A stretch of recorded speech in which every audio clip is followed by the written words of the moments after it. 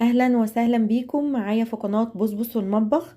طبعا اليومين دول المطاعم كلها قافلة واحنا لسه صايمين ومش لاقيين بقى عجينة طعمية.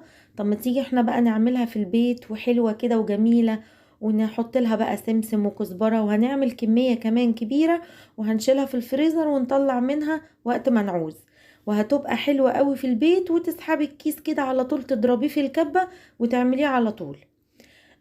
بصوا بقى، عندي هنا نص كيلو من الفول المدشوش، وكمان حطيت عليه يعني تمن كيلو حمص او اقل من التمن، كمان كان عندي شوية كده في كيس. يعني انا كنت جايبة تمن كيلو او ربع كيلو وخدت منه شوية. هو ده شكله قبل ما انقعه. انا نقعت الفول والحمص من بالليل في مية، وبعد كده استني يوم الصبح بقى على الظهرية كده ابتديت اطحنها. بصي لما تمسكي الفولة كده والحمصة تعمليها بصباع بضفرك كده تلاقيها بتتقطم معاكي، يبقى هي كده تمام جاهزة قوي ان احنا نفرمها. هنيجي بقى على الخضرة. آه انا يعني النص كيلو هو يا دوبك هي ربطة او ربطة ونص من الكزبرة والبقدونس، وعندي 3 وحدات من بصل اخضر. لو ما عندكيش بصل اخضر تقدري تحطي بصل عادي، بس تكون بصلاية واحدة بس متوسطة. او كمان ممكن لو متوفر عندك كرات، يبقى هتجيبي حزمتين صغيرين من الكرات البلدي العادي.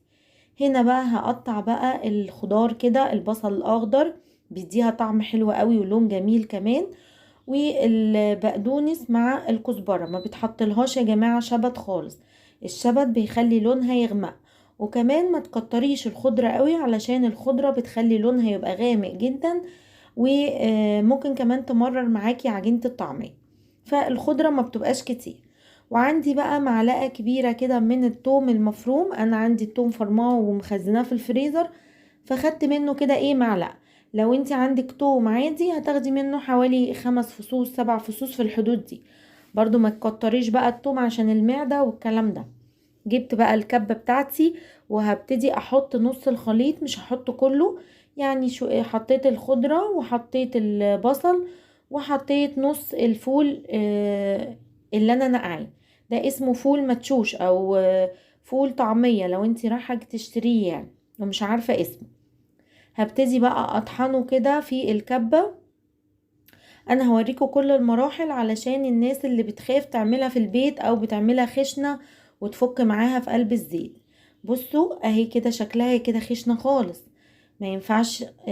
دي كده مش عجينة طعمية، فهبتدي ان انا افرم فيها تاني، وهقول لكم ازاي ننعمها بقى خالص ونخليها زي العجينة اللي بنشتريها من المطعم. هبتدي بقى ان انا افرمها كويس. انا كده فرمت النص الاولاني، الجزء الاولاني اللي انا حطيته. هجيب بقى طبق كده بولة، وهبتدي افضي فيه العجينة اللي انا فرمتها. شايفين بقى هي لسه خشنة ازاي؟ حطيت بقى الجزء التاني وفرمته بنفس الطريقة. طب انا قسمته ليه على جزئين كده؟ علشان الكبة تاخدهم وتبقى يعني عارفة تضربهم كويس. عندي بقى نص كوباية من المية، وهبتدي اضيفها على الخليط، وهبتدي الف بقى الكبة على سرعة عالية علشان المية هتنعم لي بقى الخليط بتاع الطعمية خالص وتخليه هش وناعم جدا زي اللي بنشتريه من عند الراجل. لو انتي بتعمليها في كبة اصغر من كده ممكن تقسمي الخليط على 3 على 4، اللي هو تديله الفرمة والجرشة الاولانية، وبعد كده تبتدي ان انتي تحطي المية بعد ما تفرميها شوية. ببتدي بقى انزل كده الجوانب بتاعة المفرمة، الكبة كده من الجناب، وابتدي افرم فيها تاني. النص كوباية هبتدي ان انا احط شوية مية شوية شوية بالتدريج. بصوا بقى هنا ابتدت الخليط ينعم ازاي، باين بقى ان هو كده من عند السلاح من تحت ابتدى ينعم قوي، وهتتفرم تنعم جدا. شايفين ادي القوام. هبتدي بقى احط شوية شوية من الخليط اللي عندي في الطبق علشان انعمه معاه. يعني ما تحطيش كله مرة واحدة علشان ما يبقاش تقيل على الكبة، وطبعا كل واحدة عارفة السعة بتاعت الكبة بتاعتها قد ايه. فانا هبتدي بقى احط من الفتحة من فوق بتاعت الكبة معلقة معلقة كده علشان تتلف معاها وتطحن معاها كويس. ببتدي اضيف اهو، بس هي طبعا مش باينة في الكاميرا ان انا بحط حبة حبة. خلاص كده خلصت بقى، حطيت كل اللي كان في الطبق وسبتها بقى تلف مع بعضها. يعني سيبيها بقى 5 دقايق 10 دقايق، يعني افصلي وارجعي شغلي عليها تاني برضو عشان الموتور. شايفين القوام بتاعها بقى ناعم ازاي؟ زي بالظبط اللي بنشتريها من المطعم، واحلى يا جماعة بكتير. ريحتها وطعمها مختلفة جدا عن اللي بنشتريها من المطعم.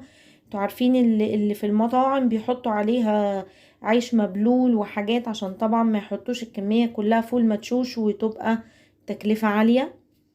لكن احنا هنا عاملينها بالخضرة وعاملينها بالبصل الاخضر وعاملينها بمكونات حلوة ونظيفة، غير طبعا ما هما بيغشوا الحاجة وبيعملوا علشان المكسب يعني. بصوا بقى، جبت بقى الاكياس بتاعت التلاجة وهبتدي اعبي.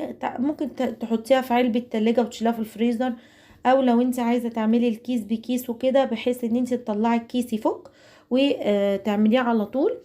بحط بقى بعمل بقى الاكياس كده وببططها واطلع منها الهواء كويس وابططها واقفلها.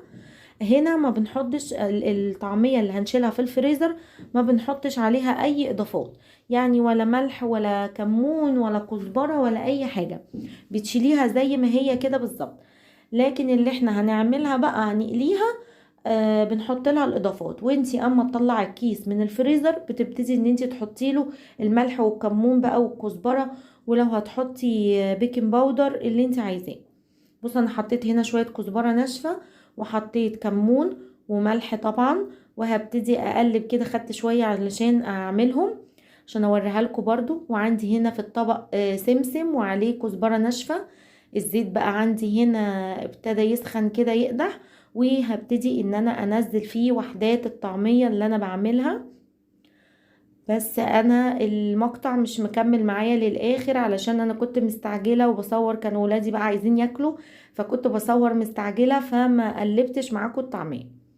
آه وابقوا حطوا برضو مع نص معلقة بيكنج باودر وانتوا بتقلبوا الطعمية ببعضها علشان تبقى منفوخة معاكوا وهشة من جوه ومفرغة.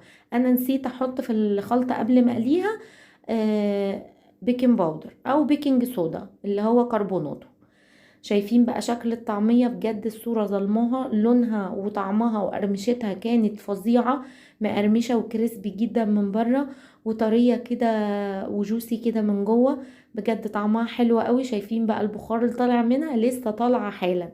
يا رب بقى الفيديو يكون عجبكم كلكم تعملوا الطعمية في البيت، ومع